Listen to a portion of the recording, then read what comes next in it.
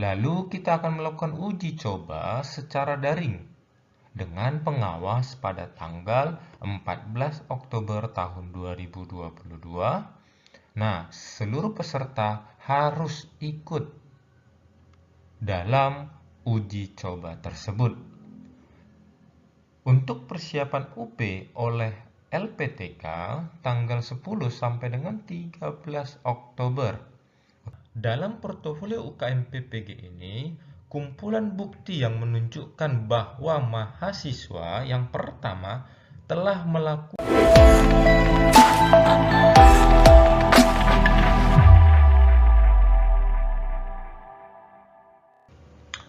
Kali ini kita sampai di proses akhir mengenai persiapan UKIN dan UP PPG dalam jabatan tahun 2022.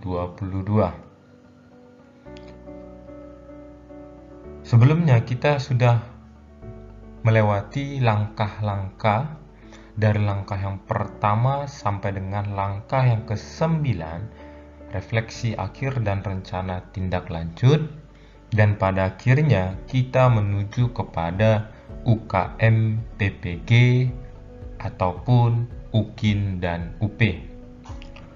Bagaimana mengenai UKIN dan UP untuk tahun ini?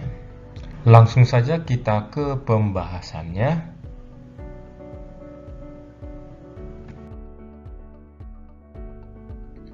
Nah, UP UKM PPG pada tahun ini bisa diikuti oleh kategori yang pertama, PPG Prajabatan tahun 2021 dan Retaker PPG.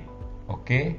Jadi, pelaksanaannya adalah pendaftaran UP dan UKIN atau bisa diakses di laman UKM PPG tanggal 29 September sampai dengan 3 Oktober tahun 2022. Lalu cetak kartu UP di halaman UKM PPG tanggal 9 Oktober sampai dengan 11 Oktober. Lalu kita dianjurkan untuk instalasi mandiri di laman UKM PPG tanggal 1 sampai dengan 13 Oktober. Lalu kita akan melakukan uji coba secara daring dengan pengawas pada tanggal 14 Oktober tahun 2022. Nah, seluruh peserta harus ikut dalam uji coba tersebut. Untuk persiapan UP oleh LPTK tanggal 10 sampai dengan 13 Oktober. Oke, dalam persiapan UP ini adalah pembinaan khusus persiapan UP atau bedah SKL indikator, latihan soal, dan sebagainya. Lalu, mahasiswa dan juga retaker bisa dilibatkan dalam persiapan tersebut. Dan yang terakhir itu pelaksanaan UP, pastinya kita secara daring pada tanggal 15 sampai dengan 16 Oktober. Inilah jadwal pelaksanaan UP UKM PPG. Selanjutnya mengenai UKIN yang dilaksanakan kategori 1 dan Retaker PPG. Oke, beda halnya dengan PPG Prajabatan. Tadi dalam UP Prajabatan itu termasuk dalam pelaksanaannya, akan tetapi dalam jadwal ini PPG Prajabatan tidak termasuk. Yang termasuk adalah kategori 1 dan Retaker PPG. Nah, pelaksanaannya adalah briefing mahasiswa tanggal 4 Oktober tahun 2022. Praktik pembelajaran 5 sampai dengan 6 Oktober. Mengisi portofolio dan unggah pembelajaran 7 sampai dengan 9 Oktober.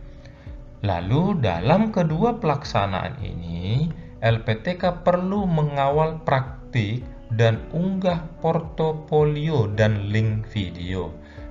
Oke, LPT dan penilaian UKIN oleh penguji tanggal 14 sampai dengan 20 Oktober.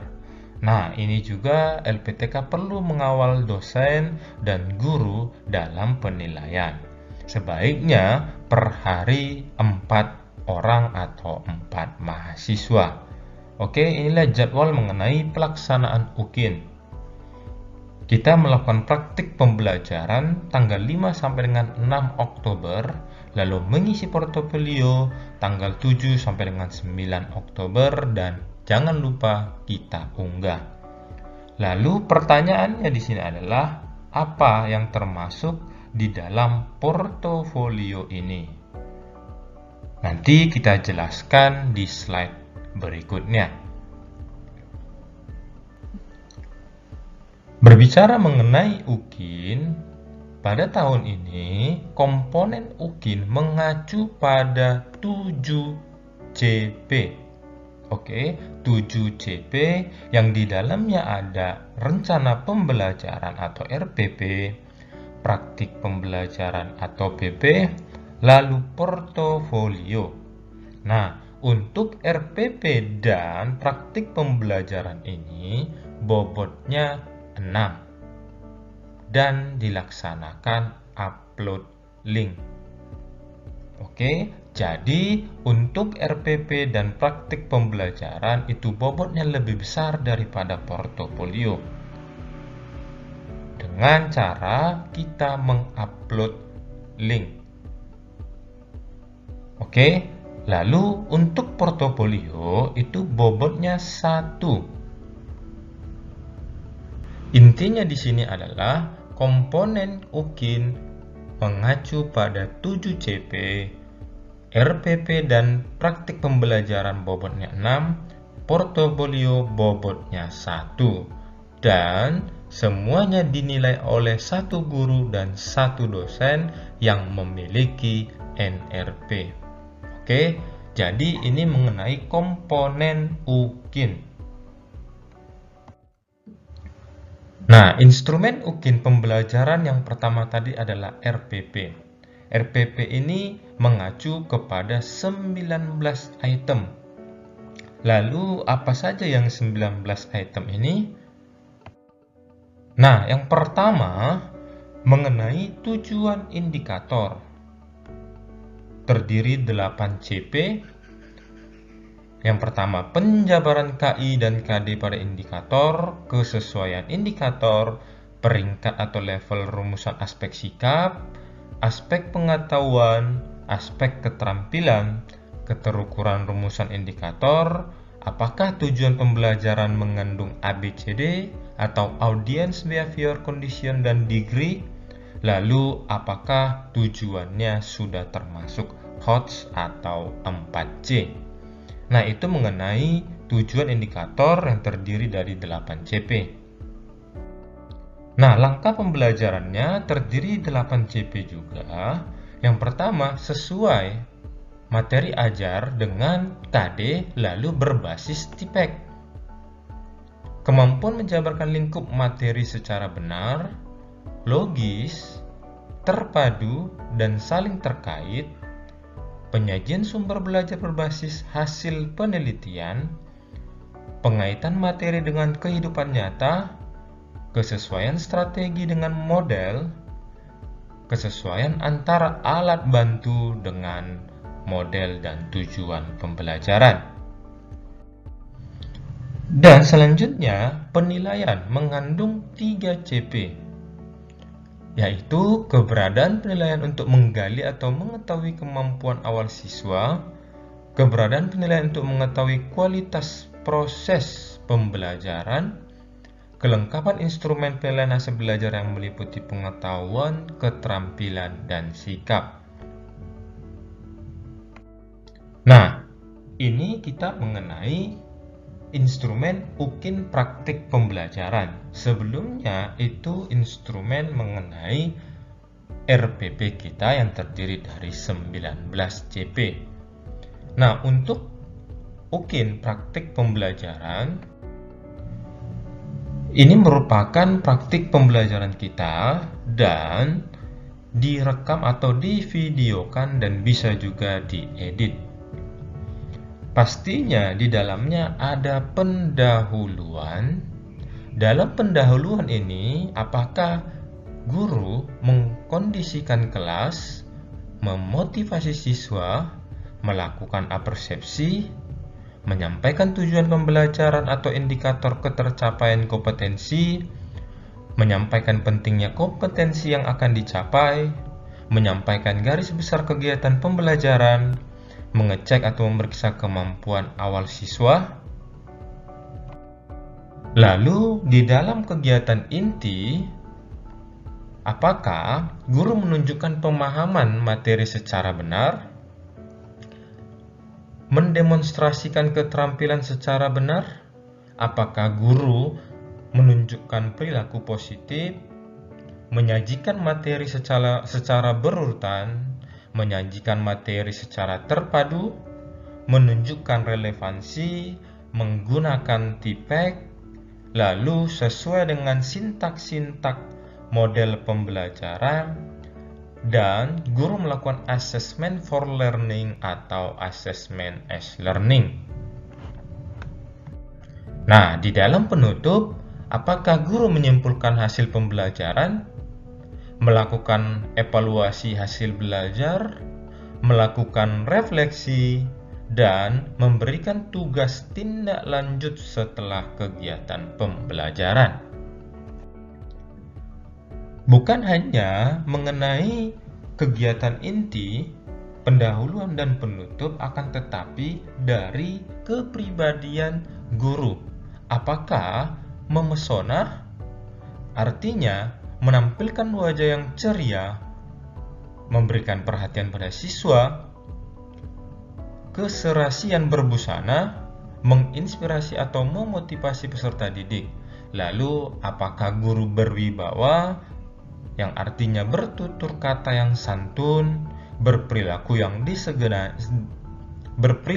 disegani, berpenampilan diri yang tenang, berperilaku yang adil dan objektif, dan apakah guru kepribadian tegas, seperti memberikan tanggapan kepada siswa, menampilkan rasa percaya diri, dan berbicara tegas. Lalu, apakah guru memiliki kepribadian dengan penuh panggilan jiwa? Dan apakah guru memiliki kepribadian samapta? Misalnya, berpenampilan bugar, ramah, suka menolong kepada peserta didik atau siswa, dan berempati kepada siswa. Nah, seperti yang di awal sudah dijelaskan, apa saja yang ada ataupun yang tertera dalam portofolio UKM PPG ini. Tapi sebelumnya, jangan lupa tetap dukung channel ini agar semakin semangat untuk berbagi info-info pendidikan lainnya. Nah, dalam portofolio UKM PPG ini, kumpulan bukti yang menunjukkan bahwa mahasiswa yang pertama telah melakukan atau melaksanakan penelitian dan publikasi. Dan di slide berikutnya terlampir rubrik penilaian daripada portofolio ini. Telah melaksanakan penelitian dan publikasi yang pertama, lalu yang kedua telah melaksanakan refleksi diri. Yang ketiga telah melaksanakan inovasi, yang keempat telah melaksanakan pencarian informasi baru. Yang kelima, prestasi melalui kompetisi, dan yang keenam, pengabdian kepada masyarakat. Oke, jadi ini semasa menjalankan tugas profesi sebagai guru dan semasa menjadi mahasiswa PPG. Jadi, pada waktu kita menjadi mahasiswa, contohnya kita memiliki sertifikat, maka itu juga bisa dicantumkan dalam pencarian informasi baru. Nah, Yang pertama, melaksanakan penelitian dan publikasi, kegiatan, dan skor. Jadi, dari beberapa kegiatan ini, mana mahasiswa atau teman-teman sekalian yang sudah dilakukan? Oke, apakah laporan hasil penelitian yang telah diseminarkan di sekolah dengan skor ataupun kredit 1, apakah guru atau mahasiswa sudah memiliki penelitian yang sudah dipublikasi di jurnal internasional dengan skor 3? Apakah karya ilmiah atau best practice yang sudah dijurnalkan internasional dengan skor 3? Nah, ini merupakan skor daripada kegiatan-kegiatan tersebut. Maka dari itu diusahakan dengan memiliki nilai yang maksimal. Yang kedua, melakukan refleksi diri.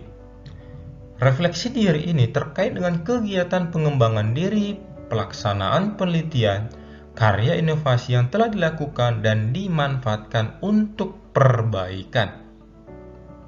Oke, jadi kegiatan teman-teman sekalian atau mahasiswa apakah telah melaksanakan refleksi satu semester minimal 1 kali dengan kredit 0,5?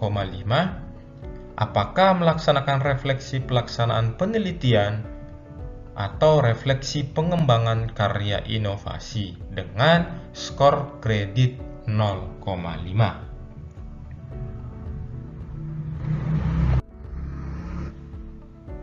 Lalu yang ketiga, mencari informasi atau pengetahuan dalam forum ilmiah. Nah, ini kita mengikuti seminar, workshop, atau pelatihan. Nah, diklat latihan fungsional dan teknis. Nah, ini dengan kegiatan per jam. Apakah teman-teman sekalian atau mahasiswa memiliki 30 sampai dengan 80 jam, maka skor atau kreditnya 1. Dan selanjutnya, apakah lebih daripada 960 jam, maka akan memiliki skor 15. Akan tetapi di sini kita memiliki atau di juknisnya memiliki skor maksimal. Di slide berikutnya akan dijelaskan. Nah, yang keempat, menghasilkan inovasi baru. Apakah guru ataupun mahasiswa menulis buku dan lolos penilaian Kemendikbud dengan skor 6? Apakah modul LKPD minimal 1 semester yang digunakan nasional dengan skor 2? Apakah mahasiswa atau teman-teman sekalian memiliki buku dalam bidang pendidikan yang diterbitkan ber-ISBN dengan skor 3? Apakah teman-teman sekalian mempunyai LKPD minimal 1 semester dengan 0,5? Dan selanjutnya, apakah guru mempunyai karya teknologi kompleks, karya teknologi sederhana, karya seni kompleks, karya seni sederhana, dan selanjutnya menjadi anggota tim pengembangan penyusunan standar, memiliki skor ataupun kredit dengan masing-masing. Yang kelima, prestasi hasil kompetisi. Mengikuti kompetisi internasional juara 1 sampai dengan 5 skor 3. Apakah teman-teman sekalian atau guru hanya mengikuti kompetisi tingkat kecamatan atau gugus dengan juara 1 sampai dengan 5 0,3? Apakah hanya menjadi finalis mengikuti kompetisi nasional dengan skor 1? Nah, misalnya berperan aktif dalam kepanitiaan tingkat kabupaten selain ketua dengan skor 0,3, lalu berperan aktif dalam kepanitiaan tingkat sekolah, misalnya ketua skor dengan 0,3, berperan aktif dalam kepanitiaan tingkat sekolah, kecamatan, dan desa selain ketua 0,2. Misalnya dalam panitia perayaan hari ulang tahun kemerdekaan Republik Indonesia, misalnya kita menjadi ketua, maka dilampirkan dengan surat keterangan kita sebagai ketua, maka skornya 0,3. Nah, ini mengenai komponen portofolio. Untuk poin pertama, skor maksimum 4. Jadi, untuk PTK itu skor maksimumnya 4. Lalu melakukan refleksi diri, skor maksimum 3. Mencari informasi atau pengetahuan baru, skor maksimum 3. Mengembangkan karya inovasi, skor maksimum 4. Mempunyai prestasi, skor maksimum 1,5. Melakukan pengabdian, skor maksimum 1,5. Nah, jadi totalnya 10 untuk komponen portofolio. Nah, untuk menghitung nilai akhirnya, maka dari itu, nah kita lihat di awal sudah kita jelaskan untuk UKIN RPP dan praktik pembelajaran itu bobotnya 6 dan portofolio itu bobotnya 1. Maka dari itu 6 dikali skor praktik pembelajaran dan RPP. Oke, jadi ditambah nilai portofolio. 1 dikali nilai portofolionya berapa dengan skor maksimal 10. Maka dari itu hasilnya dibagi 7 dan jadi intinya di sini adalah nilai UKIN 6 kali skor praktik pembelajaran beserta dengan RPP ditambah 1 kali nilai portofolio dengan nilai maksimal 10 dan dibagi 7. Oke, itu mengenai nilai akhir UKIN. Demikian informasi yang dapat kita bagikan. Semoga bermanfaat bagi teman-teman semuanya. Jangan lupa tetap dukung channel ini agar semakin semangat berbagi info-info pendidikan lainnya. Terima kasih. See you next video.